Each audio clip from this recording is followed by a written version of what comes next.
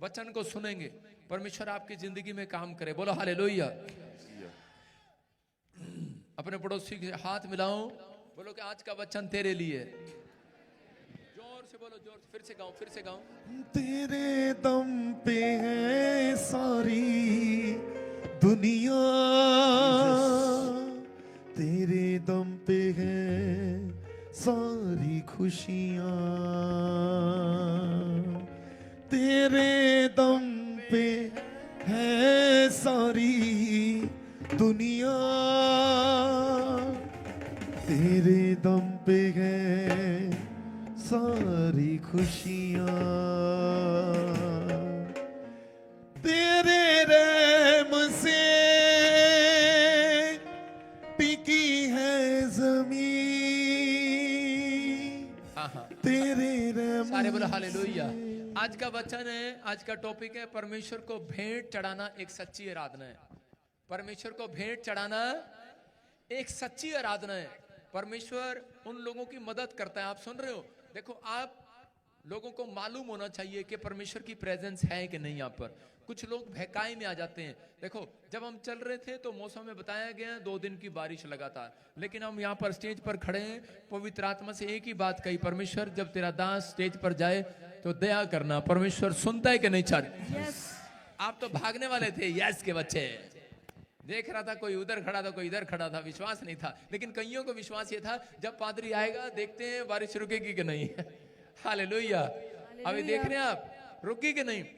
प्रभु सुनता है। लेकिन अगर आप सच्ची भेंट चढ़ाते हैं परमेश्वर को, बहुत सारे लोग नहीं जानते, शायद वो सोचते हैं भेंट सिर्फ पैसा होती है। लेकिन भेंट चढ़ाना, जब वो पुराने नियम के अंदर, नए नियम के अंदर लोग जो है परमेश्वर को भेंट चढ़ाने के लिए कोई खीरे, पकोड़े, टिंडे, भिंडी, बकरा, चकरा सब लेकर आया करते थे। लेकिन इस जमाने के अंदर आप सुन रहे हैं भेंट चढ़ाना कहता है कि जब आप प्रार्थना करते हैं तो परमेश्वर से भेंट करते हैं, जब आप चर्च आते हैं तो भेंट करते हैं, जब आप बाइबल पढ़ते हैं तो भेंट करते हैं, जब आप बीज लेकर आते हैं तो परमेश्वर को भेंट चढ़ाते हैं। बोलो हालेलुया। हालेलुया। बेटे नीचे बैठ जा, नीचे नीचे बैठ जा, नीचे डिस्टर्ब नहीं करना। अगर ठीक होना तो नीचे बैठ जा। सारे बोलो हालेलुया। बाइबल बताती है कि धरती पर एक आदमी के 2 बच्चे थे। आदम के 2 बच्चे थे, उसका नाम कैन और हाबिल था। और कैन जो है वो जानवरों का बिजनेस करता था, और जो है कि हाबिल जो है वो फसल मतलब किसान था, और वो फसल लेकर आया। वो परमेश्वर के पास फसल लेकर आया और परमेश्वर ने उसकी फसल को स्वीकार कर लिया। और जो कैन था वो जानवरों की भेंट लेकर आया, फसल की भेंट लेकर आया हाबिल, और उसकी भेंट को स्वीकार कर लिया। और कैन जब भेंट लेकर आया तो उसकी भेंट को परमेश्वर ने स्वीकार नहीं किया, और उसी समय कह रहे कि वो गुस्से में आ गया। मतलब इंपॉर्टेंट बात यह है कि परमेश्वर ने कैन की भेंट को क्यों स्वीकार नहीं किया। हो सकता है आप परमेश्वर के पास चंदा लेकर आते हो, दशमान से लेकर आते हो, भेंट लेकर आते हो, आप प्रार्थना की भेंट करते हैं, आप बाइबल की भेंट करते हैं, लेकिन तब भी आप अंदर से दुखी हैं, समस्या में, बीमारी में, कर्जे में, घर में कलेश है, पति पत्नी के बीच में प्रॉब्लम है, बच्चों के बीच में प्रॉब्लम है। कारण क्या है? कारण ये है, कहता कि कैन ने जब परमेश्वर को भेंट चढ़ाई तो उसने अच्छी चीजें अपने पास रख ली, जो बेकार चीजें थी, बचा खुचा उसने परमेश्वर को दे दिया। हालेलुया। आज भी लोग जब चंदा डालते हैं तो बड़ा नोट साइड में कर लेते हैं, और छोटा नोट बचा खुचा परमेश्वर को डाल देते हैं। कितने लोग डालते हैं, ऐसे करते हैं कि नहीं? लेकिन परमेश्वर का आत्मा बता रहा है कि कैन की ये बहुत बड़ी गलती थी, और कैन ने इस गलती की वजह से कहते हैं परमेश्वर को नाराज कर दिया। बाइबल बताती है जब हम परमेश्वर को कुछ देते हैं तो वो हमारा माइंड पढ़ लेता है। क्या पढ़ लेता है? माइंड पढ़ लेता है। आज भी बहुत सारे लोग जो है जब प्रार्थना करते हैं परमेश्वर उनका माइंड पढ़ता है। आज भी जब लोग बाइबल खोलते हैं, चर्च आते हैं, तो परमेश्वर उनका माइंड पढ़ता है। आप लोग भी बड़े होशियार हैं, आप लोग भी लोगों का माइंड पढ़ लेते हैं, लेकिन बहुत सारे लोगों को परख नहीं है। पहला शमूएल में हम पढ़ते जरा, हाँ जल्दी से देखेंगे। पहला शमूएल 6:17 में देखो क्या लिखा, 16:7 में क्या लिखा। परंतु यहोवा ने शमूएल से कहा, ना तो उसके रूप पर दृष्टि कर और ना उसके कद की ऊंचाई पर, क्योंकि मैंने उसे अयोग्य जाना है। क्योंकि यहोवा का देखना मनुष्य का आशा नहीं है, मनुष्य तो बाहर का रूप देखता है परंतु यहोवा दृष्टि मन पर रहती है। आज बहुत सारे लोग जो है कह रहे कि जब भेंट परमेश्वर को करने के लिए आते हैं, जब प्रार्थना करते हैं, विनती करते हैं, तो परमेश्वर एक भविष्यता है। मैं कह रहा हूं कि वो पूरी दुनिया को बनाने वाला, वो उनके माइंड को पढ़ लेता है। जब आप भेंट लेकर आते हैं, परमेश्वर माइंड को पढ़ता है। यहाँ पर पवित्र आत्मा ने शमूएल को कहा, प्रॉफिट को कहा, कहता है कि तू रूप देखकर भविष्यवाणी मत कर। कहता है कि मेरे को दाऊद पसंद है, दाऊद ही राजा होगा। तू ये मत देख, ये बड़े कद का नहीं है, ये छोटे कद का है, ये मोटा नहीं है, ये तकड़ा नहीं है, इसके पास पैसा नहीं है, इसके अंदर टैलेंट नहीं है, हुनर नहीं है। परमेश्वर ने कहा, कह रहा कि तू इसके रूप को देखकर, कहता है इसको परख रहा है। लेकिन कह रहा है कि परमेश्वर मनुष्य नहीं, कहता है वो परमेश्वर है। कहता है परमेश्वर मनों को जांचता है आपके, कहता है कि रूप को नहीं, कहता वो आपके मन के अंदर को जांचता है। अगर आज आप कहीं से भी आए हैं, परमेश्वर आपके मनों को जांच रहा है। बोलो हालेलुया। मनों को जांच रहा है, बोलो हालेलुया। यहाँ बाइबल बताती है कि कई बार पति पत्नी में जब झगड़ा हो जाता है तो पति जांच लेता है कि नहीं पत्नी नाराज है। नहीं, कह रहे कि पत्नी जब गुस्से में आ जाती है और उसी समय जब वो नाराज हो जाती है तो वो खाना भी बनाएगी, कपड़े भी धोएगी, नाराज भी रहेगी पर कपड़े भी धोएगी, नाराज भी रहेगी प्रेस भी करके दे देगी, नाराज भी रहेगी लेकिन वो जूते भी पॉलिश कर देगी, नाराज भी रहेगी चाय भी पिलाएगी, लेकिन बता देगी जब काम करेगी तो ऐसे ठक ठक करेगी। क्या करेगी? ठक ठक। चाय बन गई, रोटी बन गई, खा ले। आप समझ रहे कि नहीं? कह रहे ठक ठक करेगी, ठक ठक। कह रहे वो बता देगी कि मैं नाराज हूं और आदमी पहचान लेगा उसकी ठक ठक से कि मेरी औरत नाराज है। जब कोई कहेगा, आदमी कहेगा कि आज मेरे दोस्त आए, मैं डरता डरता बोलेगा, भगवान चाय बना दोगे क्या? बना के लाएगी, बोलेगी कुछ नहीं, और बनाने के बाद ले मेज पे ऐसे रख के जाएगी मेहमान के सामने, और जो उसका दोस्त आया होगा उसको पता लग जाएगा भाभी बहुत नाराज है भाई।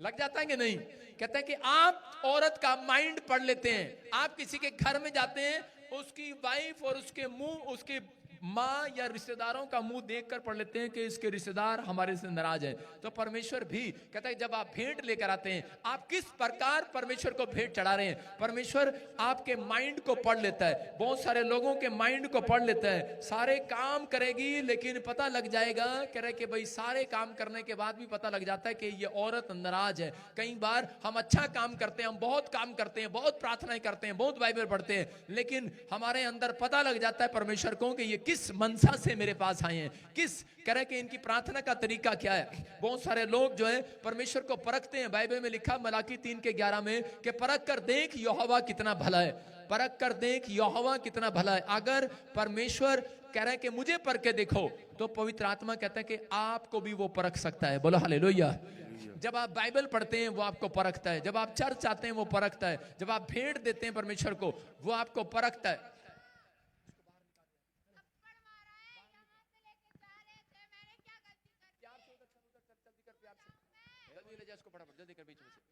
और इसी समय कह रहे कि बेटे उधर चल, उधर चल, जल्दी जल्दी जल्दी फटाफट जल्दी कर ले जा, जल्दी जल्दी जल्दी जल्दी जल्दी बेटे इसको उधर कर। अपने हाथों को उठाओ, शाबाश, जोर से ताड़ी बजाओ यीशु मसीह के नाम में। हाँ हाँ हाँ, ध्यान से सुनना। जब तक आपका तरीका सही नहीं होगा, सुने, जब तक आपका तरीका सही नहीं होगा, जब तक आपका तरीका सही नहीं होगा, परमेश्वर आपकी जिंदगी में काम नहीं करेगा। अगर आप मंदिर में आए हैं और आपका प्रार्थना करने का तरीका सही नहीं है तो परमेश्वर काम नहीं करेगा। मैं फिर कह रहा हूं, अगर आप भेंट लेकर आए हैं, आपका तरीका सही नहीं है तो परमेश्वर काम नहीं करेगा। मैं फिर कह रहा हूं उन लोगों को, अगर आप प्रार्थना करते हैं, आपका तरीका सही होना चाहिए। 2 जन मंदिर में गए और जाकर प्रार्थना करने लगे। एक कहने लगा कि परमेश्वर, मेरी तरफ देखें सब, एक कहने लगा कि परमेश्वर आप जानते हैं, कहता मैं दिन में 3 बार प्रार्थना करता हूं, मैं उपवास करता हूं, मैं बाइबल भी पढ़ता हूं, मैं चर्च भी जाता हूं, आप सब जानते हैं, लेकिन जो मेरे पड़ोस में खड़ा है ये चुंगी लेने वाला पापी है, और कह रहा आप मेरी तरफ ध्यान क्यों नहीं देते। परमेश्वर ऐसी प्रार्थनाओं को नहीं सुनते। आप समझ रहे हैं कि नहीं? जिस प्रार्थना में दुश्मनी करते हैं लोग, कुछ लोग प्रार्थना के अंदर दुश्मनी करते हैं, इसका मतलब कि उनका प्रार्थना करने का तरीका सही नहीं है। जब आप प्रार्थना करते हैं परमेश्वर आपके माइंड को पढ़ लेता है। कुछ लोग कहते हैं परमेश्वर आपने देख लिया मेरी सास ने मेरे साथ क्या किया, आपको पता है परमेश्वर कि मैं इतने साल से प्रार्थना कर रहा हूं, मेरे मामे ने मेरे साथ क्या किया, मेरे चाचे ने मेरे साथ क्या किया, मेरी भाभी ने मेरे साथ क्या किया, आपको पता है परमेश्वर मैं कितने सालों से पास्टर के साथ जुड़ा हुआ था और पास्टर ने मेरे जीवन में क्या किया, पास्टर ने मेरे साथ क्या किया। मैं क्या कह रहा हूं, परमेश्वर ऐसी प्रार्थनाओं को कभी नहीं सुनते। बहुत सारे लोग जो हैं कि ऐसी प्रार्थनाएं करते हैं, लेकिन परमेश्वर उनकी प्रार्थनाओं को नहीं सुनते। अगर आपका तरीका दान डालने का सही मिला, प्रार्थना करने का तरीका सही हो गया, मैं कह रहा हूं बाइबल पढ़ने का तरीका सही हो गया, आज परमेश्वर आशीषों का तरीका सही करेगा, अपना आपको जीवन में देगा। स्वर्ग से आशीषें उतरेंगी आज यीशु मसीह के नाम में। क्या आप तैयार हैं कि नहीं चर्च? हाँ या ना? लेकिन कई बच्चों का माइंड पढ़ लेता है परमेश्वर। कई बच्चे चर्च में इसलिए आते हैं यहाँ पर अपने माँ बाप के साथ, कहते हैं अरे ये बुड्ढा बुड्ढी परेशान करेंगे हमें, ये सारा दिन दिमाग खाएंगे, डांटेंगे हमें अगर हम चर्च में नहीं गए इनके साथ। कहते पूरा हफ्ता मोबाइल नहीं देंगे माँ बाप हमें। कई बच्चे बाइबल लेकर बैठ जाते हैं, मम्मी आ गई, अगर 1 घंटा नहीं पढ़ेंगे तो सारा दिन डांट खानी पड़ेगी। इसका मतलब कहता है कि आपका बाइबल पढ़ने का तरीका भी परमेश्वर देखता है। हम लोग कहते हैं कि कई बच्चे जो है यहाँ चर्च में इसलिए आते हैं, कहते हैं कि नहीं तो मम्मी की डांट खाएंगे, पूरा हफ्ता गेम खेलने को नहीं मिलेगा मोबाइल में, तो इसलिए चल यार 2 घंटे के लिए चलते हैं। लेकिन अगर आपका बाइबल पढ़ने का तरीका, अगर प्रार्थना करने का तरीका परमेश्वर को पसंद आया, मैं कह रहा हूं आज रात परमेश्वर आपके लिए वो करेंगे जो किसी ने नहीं किया यीशु मसीह के नाम में। चोर और डाकू क्रूस पर थे और उसी समय चोर कह रहा था, डाकू वहां पर कह रहा डाकू कह रहा यीशु मसीह को, कहता कि अगर तू भगवान है तो अपने आप को भी नीचे उतार ले और क्रूस पे से, और मुझे भी उतार, मुझे भी बचा।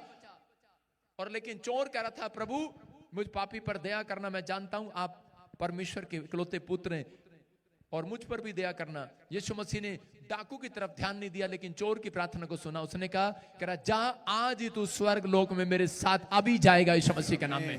कुछ लोगों को परमेश्वर आज ही आशीष देना चाहते हैं। अगर आपकी प्रार्थना में घमंड नहीं है, आपकी प्रार्थना में नम्रता है, आप दूसरों पर दोष नहीं लगाते। आज बहुत सारे लोग प्रार्थना करते हैं और दूसरों पर दोष लगाना स्टार्ट कर देते हैं। जब आप प्रार्थना में दोष लगाते हैं दूसरों पर कि परमेश्वर आपको पता है कि मेरी पत्नी ने मेरे साथ क्या किया, आपको पता है परमेश्वर ये मेरी सास बैठी इसने क्या किया, आपको पता है परमेश्वर इसने मेरी बहू ने मेरे साथ क्या किया, अरे परमेश्वर ने क्या किया, आपका क्या किया, क्या बिगाड़ा परमेश्वर ने आपका। ऐसी प्रार्थना नहीं सुनता परमेश्वर, क्योंकि परमेश्वर सबको एक नजर से देखता है। याद रखना, पवित्र आत्मा चाहता है कि आप अपनी प्रार्थना करें और इसी समय उसमें नम्रता और दया अगर आपके अंदर है, आप दूसरों को उठाने वाले बने, गिराने वाले ना बने। अगर आपका तरीका प्रार्थना करने का सही हो गया, मैं कह रहा हूं परमेश्वर आज रात आपकी जिंदगियों में वो करेंगे जो आपने सपने में भी नहीं सोचा। आमीन बोलने वाले, आमीन।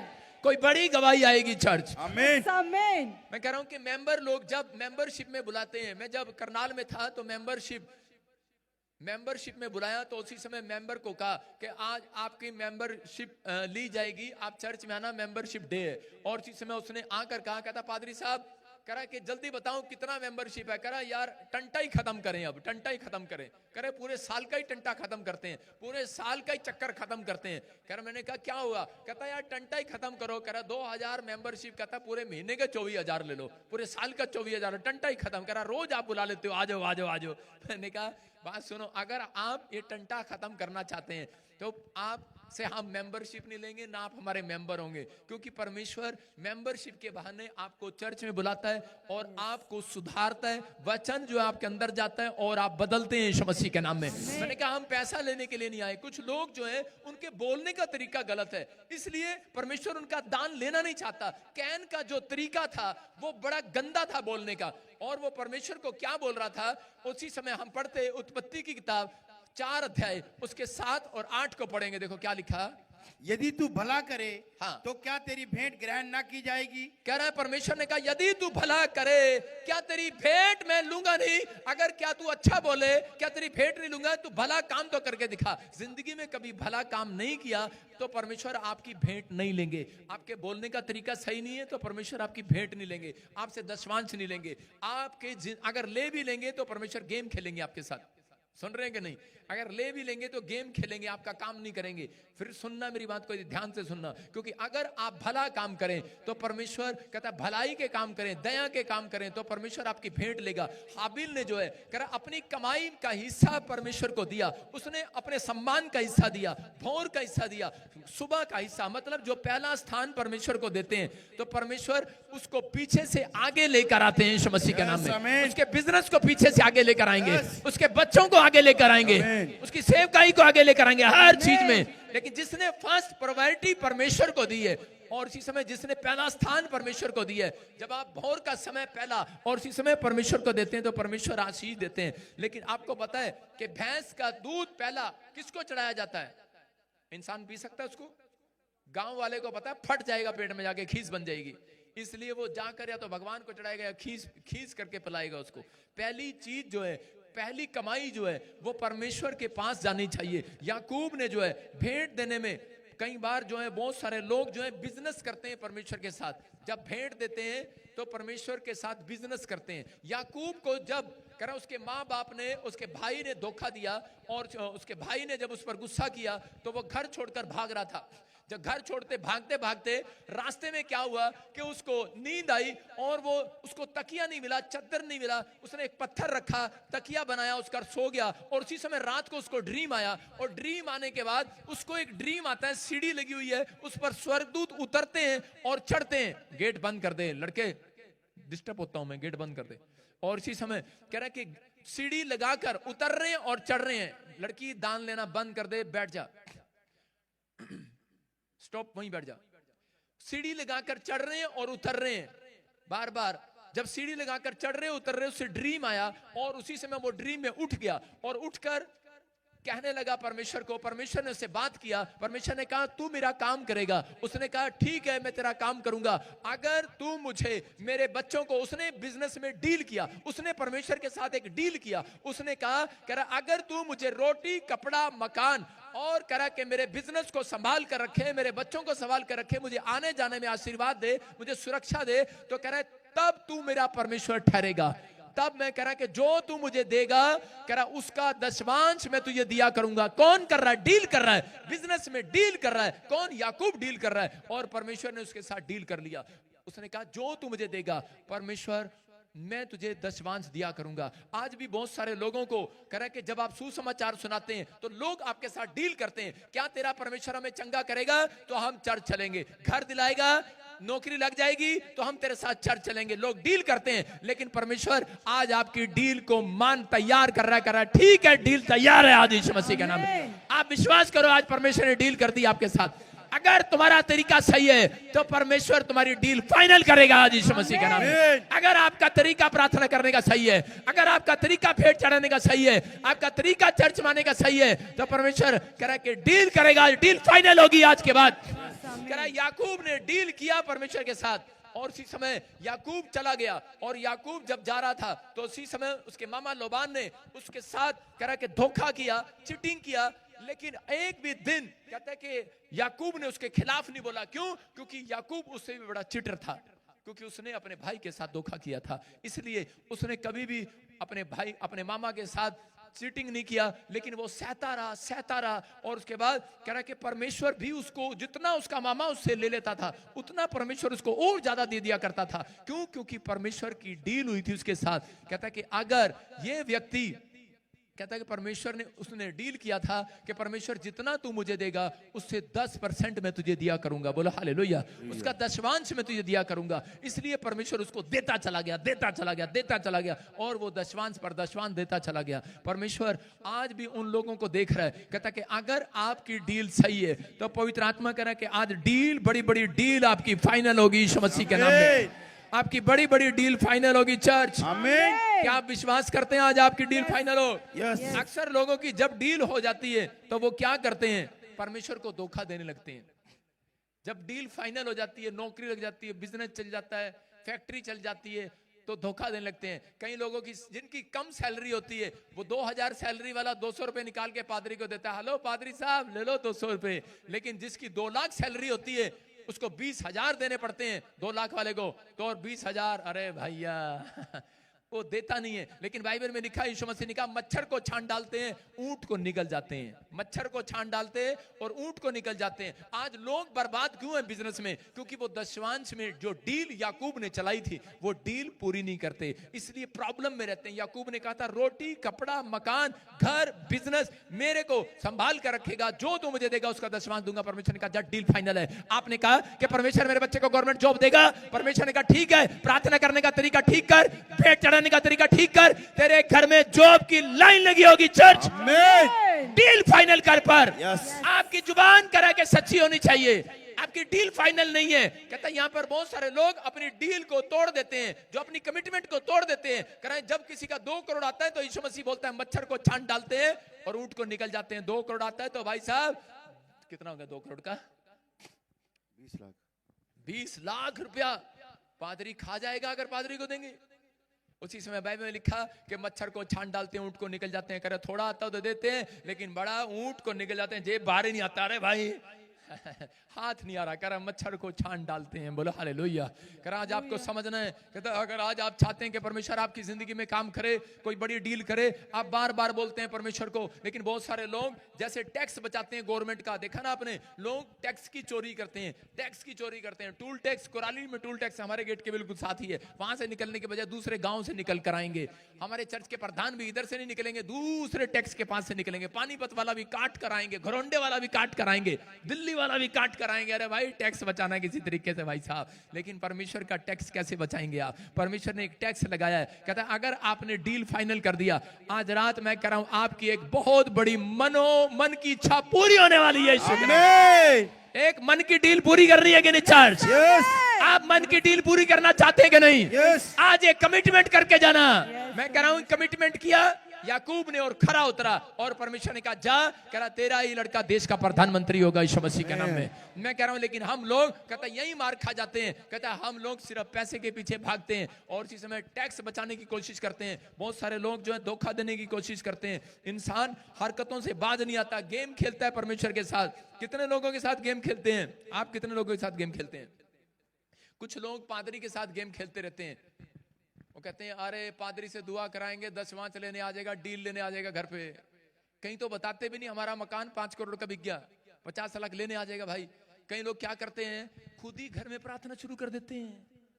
ए बब्बो मैं तेरी प्रार्थना करूं, तू मेरी प्रार्थना करा जा। कई लोग ऐसा करते हैं। एक बार एक चर्च में एक आदमी जाता था और उसी समय उस आदमी ने क्या किया, उस आदमी को गेम खेल रहा है परमेश्वर के साथ। और जब आप परमेश्वर के साथ गेम खेलते हैं देने में, तो परमेश्वर भी आपके साथ गेम खेलते हैं।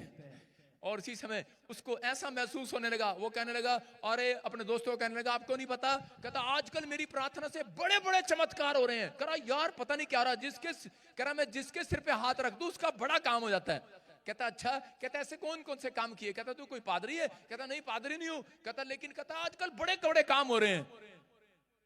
और इसी समय उसने कहा क्या क्या काम हुए, क्या क्या काम हुए? कहता यार एक आदमी आया मेरे पास, कहता बहुत दुखी हूं, बहुत दुखी हूं। मैंने कहा क्या प्रार्थना करूं? कहता कि ऐसी प्रार्थना कर दो कि मैं सारी जिंदगी हंसता ही रहूं। उसने कहा ठीक है। कहता मैंने उसके सिर पे हाथ रखा और वो कहता भाई साहब पूछ लो आप, कहता कि वो आज तक हंस रहा है। कहता 1-1 घंटा नहीं 24 घंटे हंसता ही रहता है वो। कहता अच्छा, कहता ऐसा क्या हुआ? कहता आज वो पागल खाने में हंसता रहता है वो। उसकी प्रार्थना से हंस रहा है भाई साहब। और वो टैक्स नहीं देता, परमेश्वर को दशवांश नहीं देता। बस उसको ये है कि अगर मैं चर्च जाऊंगा दशवांश दूंगा तो कहता है कि पादरी मेरे पीछे पड़ जाएगा, मैं खुद ही प्रार्थना कर सकता हूं। उसने कहा एक और व्यक्ति के लिए मैंने प्रार्थना किया। कहता क्या प्रार्थना किया? कहता उसका भी काम बन गया। कहता क्या प्रार्थना किया? कहता एक आदमी मेरे पास आया और कहने लगा, कहता आप मेरे लिए प्रार्थना करो, कहता दुनिया मेरे इशारे पे चले, मेरी सास मेरे इशारे पे चले, मेरी बहू मेरे इशारे पे चले, पूरी दुनिया मेरे इशारे पे चले। उसने कहा अच्छा आजा। फिर उसने उसके सिर पे भी ले हैंड किया और उसने जब ले हैंड किया, रुक तो जा, जब उसके सिर पे ले हैंड किया और उसी समय उसने कहा उसका भी काम बन गया। कहता क्या बन गया? कहता आज कह रहा पूरी दुनिया उसके इशारे पे चलती है। कहता कैसे चलती है? कह रहा है कि वो ट्रैफिक पुलिस में नौकरी लग गया उसकी। कहता है वो ट्रैफिक पुलिस में नौकरी लग गया। कहता है कि वो इशारे करता है लोगों को सवेर से शाम। उससे पूछो तो कितना दुखी है बेचारा, कौन सी नौकरी मिल गया। यूं ही करता रहता है ट्रैफिक पुलिस में यूं। उसने कहा यार, कहता एक और की प्रार्थना किया। कहता है कि बड़ा चमत्कार हो गया। कहता क्या हुआ? कहता उसके साथ तो बिल्कुल अद्भुत हो गया। कहता एक आदमी आया और कहने लगा मैं पूरी दुनिया में चमकना चाहता हूं। कहता अच्छा। कहता मैंने सुना है तेरी प्रार्थना से बड़े बड़े काम होते हैं। कहता अच्छा। कहता क्या किया? कहता है मैंने उसके लिए प्रार्थना किया। कहता वो पूरी दुनिया में चमक गया। और उसके 4 दोस्त जो थे वो बड़े इंटरेस्टेड। कहते अच्छा हम भी तेरे से प्रार्थना कराएंगे। अरे ये बता क्या, कैसे चमक गया, कैसे चमक गया? कहता मैंने उसके सिर पे हाथ रखा, उसके सारे बाल उड़ गए, गंजा का टकला हो गया वो। कह रहा चमक गया वो, कह रहा चमक गया वो, चमक गया। और कह रहा फिर कहने लगा 4 दोस्तों को, बोला यार तुमने भी तो अपनी प्रेयर रिक्वेस्ट दी थी, तुम्हारी प्रार्थना क्या है? कह रहे अबे तेरे से निगरानी, तू तो जिसके सिर पे हाथ रखता टकला हो जाता वो। हमने भाग गए वो वहां से। आप समझ रहे हैं नहीं? कह रहा है कि जब हम परमेश्वर के साथ सही नहीं चलते तो परमेश्वर भी हमें गोल गोल घुमाते रहते हैं। बंदा सोचता है ले ले ले ले हमारा बड़ा काम हो रहा है, आज ट्रक आ गया, आज गाड़ी आ गई। कहता है जब आपकी प्रार्थना करने का तरीका सही नहीं है, आप प्रार्थना में कहता दोष लगाते रहते हैं। कह रहा आप चर्च में आते हैं, कह रहा कि आपका तरीका सही नहीं है। ए आज फिर चर्च जाना पड़ेगा, ये बारिश नहीं हो रही आज, क्या करेंगे जाके, की करांगे जाके। बुढ़िया की और जाना पड़ेगा, पादरी ने क्या रखा, नहीं तो जल्दी मर जाएगी तो।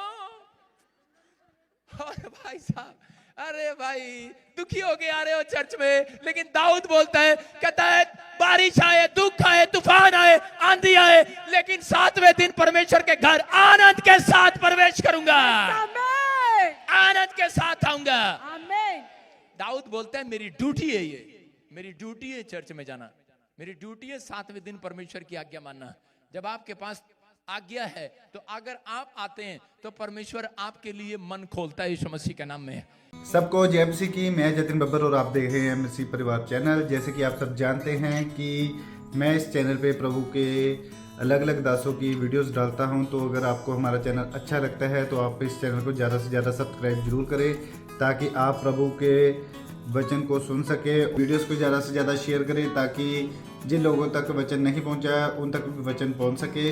सबको जय मसीह की। एक बार मैं आपसे दोबारा कहूँगा कि इस चैनल को सब्सक्राइब जरूर करें और वीडियोस को ज़्यादा से ज़्यादा शेयर करें। जय मसीह की।